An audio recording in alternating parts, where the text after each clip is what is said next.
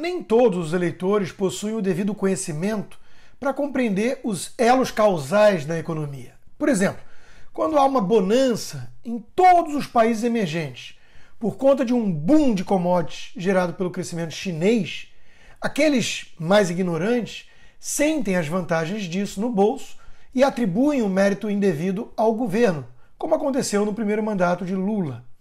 Ou, ao contrário, quando vem uma pandemia e uma reação insana a ela, que produz desemprego e inflação, muitos culpam o atual governo e ponto final.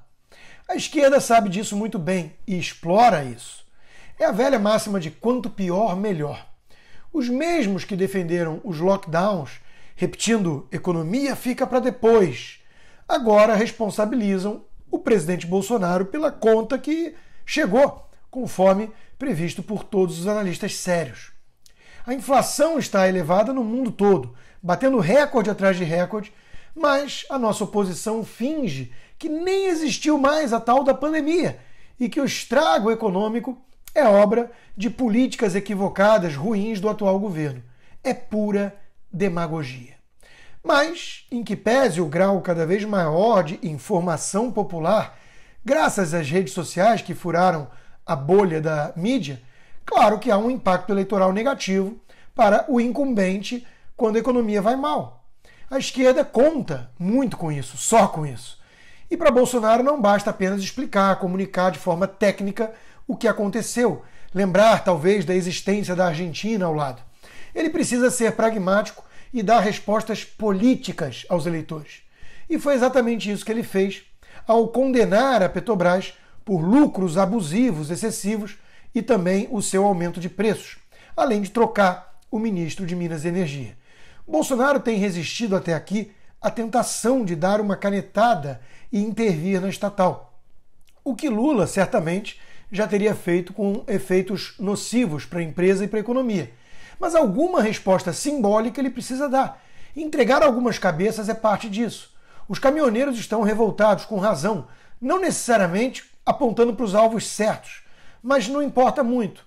Eles apontam para quem pode fazer alguma coisa por eles, dar um subsídio, marretar os preços do combustível para baixo. Trata-se de uma base importante de apoio e também uma categoria que pode paralisar o país. Em minha opinião, Bolsonaro está atendendo aos anseios deles da forma menos perniciosa possível para a nossa economia a longo prazo. E a troca de comando no Ministério de Minas e Energia é prova disso. Adolfo Saxida é um economista liberal, de mão cheia, leal ao governo, e logo no seu primeiro pronunciamento falou já em privatização, música para os ouvidos de pessoas sensatas, que entendem que não cabe ao governo ser um empresário. Bolsonaro parece ter entendido o cerne da questão, o fato de a Petrobras ainda ter um controle estatal, o que coloca enorme pressão política nesses momentos de crise. É preciso olhar para onde se escorregou, não aonde caiu apenas. Sabemos da situação delicada hoje, com a alta cavalar dos preços de energia no mundo inteiro. Mas isso só se converte em pressão política para uma ingerência do Poder Executivo na empresa porque a Petrobras tem esse controle estatal.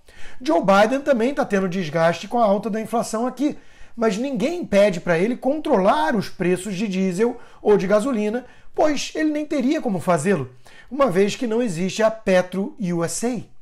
Só demandam uma grosseria de Bolsonaro porque ele tem a prerrogativa de agir dessa forma, por meio da Petrobras, o que seria um erro que Lula está doido para fazer, ainda que seja tentador no curto prazo.